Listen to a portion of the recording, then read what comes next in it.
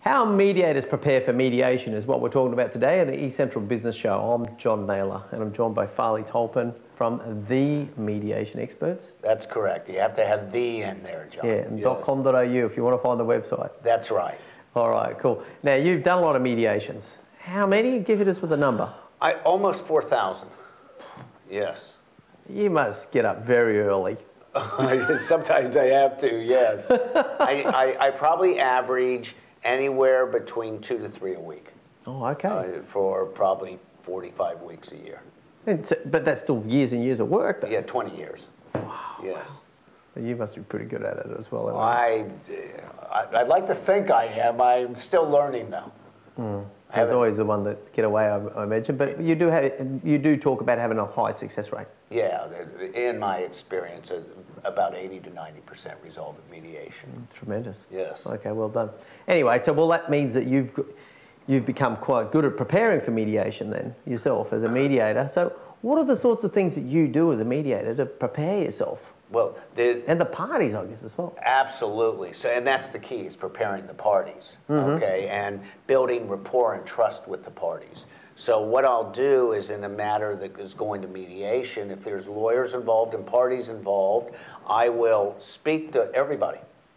Sure. And I'll introduce myself and build the rapport and trust, as I would with you or any other party, to explain the process, take a history, understand what issues you want to talk about and why you want to talk about them, and then talk about how we can do that. What would it look like? And start the process of exploring alternatives and making suggestions. Okay. So in that process, I explain my roles. I'm here to help.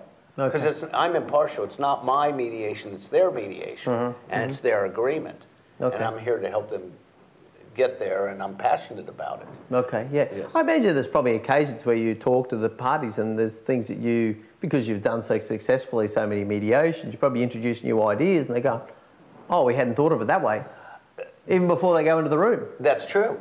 I make suggestions. Have you thought about this? I'll give you, there was a parenting one the other day that I did where the father wanted to take the children, he's from England, wanted to take all 3 children to England, and she was only going to let him take 2.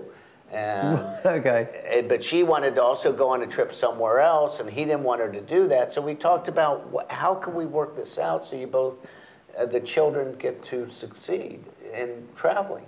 Yeah. And we talked, how is it a win-win? So they both got to travel with the children. Right.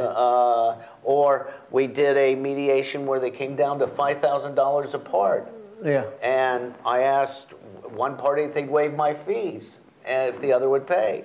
Would they waive the $5,000? And then the other party pay my extra fees? And they said yes.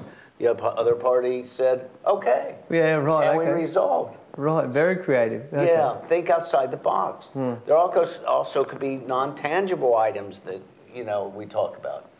Do you think it would help if you would apologize? Or do you think it would help if you work more in the office? Or, there's all other things to look at. Yeah, I'm sure so even probably up to that point, usually there is a fight obviously going on. Yes. And so the whole thought, no one had really suggested that they should say sorry until you have, maybe. Yes, or if somebody they've been so positional and angry or frustrated that they say, no way, it's not my fault. Okay. It's the other party's fault. Yeah.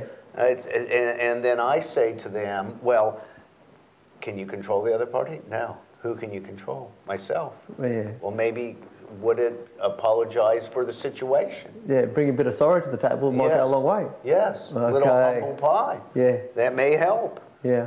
How can we get it resolved? Because that's what you want to do. Because you take that in as a mediation, as experienced guy type thing, so you introduce those ideas and I guess you hold a bit of sway. Like I'm here to mediate. Let's go. It's like Yeah, I call it. They have a bit of sorry, and they go, oh, you're the mediator. That's right. So I'm impartial, But I ask as part of my role, can I make suggestions? Okay. Can I reality test? So one of the suggestions, and when I reality test, can I really ask if you think that would help us resolve the situation? Or can I make suggestions which you can reject or accept? But I build a rapport and trust because I'm here to help you resolve this. Sure. And it's the same with both parties. Yeah, okay. All right, fabulous. Now, what else is in there? So I've actually got on the list over there something about wedded to the resolution. What do you mean by that? So one of the first things I talk about with people when I first meet them, lawyers and or client, well, I talk with both separately, is wouldn't you like to resolve this? Wouldn't it be great that on next Thursday in our mediation, you could walk out with a full agreement? And maybe all you have to do is get a court order, or you do a finalized document, or what have you. That'd be great. Yeah. Okay. Well, you want to, and I can represent the other party wants to. We're halfway there. Yeah. So if you wed the parties to the result of resolution, it can be done. Okay. And they have a part in this. Okay. Yes. Yeah, I've got to ask you right at this minute, and we're working on a time limit. If you walked in a room and there's just the mediation has just happened spontaneously, like, have you had one that's happened really quickly? Well, usually they do drag on a bit. They do drag on because by the time they come to me, John, they're in conflict. Oh, okay. Yeah, it's already, there was a workplace matter, and the politics have taken place, and there's a lot of emotions going on, even in commercial matters, but there's a lot of negative energy. Sure. And the mediation is the second to worst possibility, you know. Yes. Other than that's a courtroom, yeah, obviously. Well, or they've been in litigation and they've been sent to mediation. So there's always a bit of a mission, so to speak. Yeah, that's correct. There's a job to be done. Okay, Yes. cool. So is there anything else you need to do around like the law and the documentation and the supporting facts? I mean, obviously the last thing you want to do is go into the room and they say, oh, but then he said, she said. That's right. And you're going to go, I didn't know about this. Oh, no, that's a good point, because one of the things I do is I do an intake. So say you're my client, well, and I explain the process, and I take a history from you. I take a full history, and I'll spend as much time as I need. So, and I have questions I ask in all different kinds of matters, but I want to know what you know, and I want to hear what you want to tell me. So I'll ask you several times at the end, is there anything else you think I need to know? Yeah. Is there anything else? And is there anything you want me to review? And of course, lawyers want to send me paperwork to review. Right. And that's okay. Tell me what you think it's important I read so I understand your position or what you think I need to know to help it resolve. So I do that with the lawyers and clients. So I'll review anything. And I used to litigate these kind of matters. Different matters, so it could be commercial or workplace or family or construction and so on. And I want to know where we are and why we're there and how we can get it resolved. Sure. Okay. Farley, we're out of time. Thank you very much. Now, how do they get hold of you? Thank you, John. www.themediationexperts. You have to have the in there, .com.au. Oh, fabulous. Thank you, John. Okay, great. That's another episode done, the eCentral Business Show. I'm John Nayler. Thank you very much for watching another episode of the eCentral Business Show. What we're doing on the eCentral Business Show is we're bringing you business leaders and the best of the knowledge. We want to bring them on the show and release that content so that that's something that we can share with you by this easy to consume format.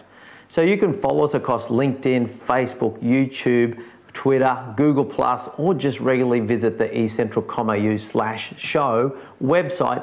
Pick out the best things for you and educate yourself on that premise. Now there's video content there for you, so you can just watch the video and inform yourself in your own time. We've also now podcasting that content as well, so it's really simple to consume. You can listen to it on the way to work in the car or during your daily exercise regime. Beyond that, we're also looking to connect with business experts. So if you consider yourself to be an expert in your field, please make contact so we can schedule you in and have you come on the show. So you can release your content and increase your brand across our format. Beyond that, we also invite people to send us their email address so we can send you our monthly magazine. And that's just the best of the content, the best of the videos for the month, put out once again, and an email arrives in your inbox so you can just go through and pick out the things that are really going to educate you and advance you in your field of expertise and in business. We're a business-focused show. So thank you very much once again for watching, and we'll see you next time.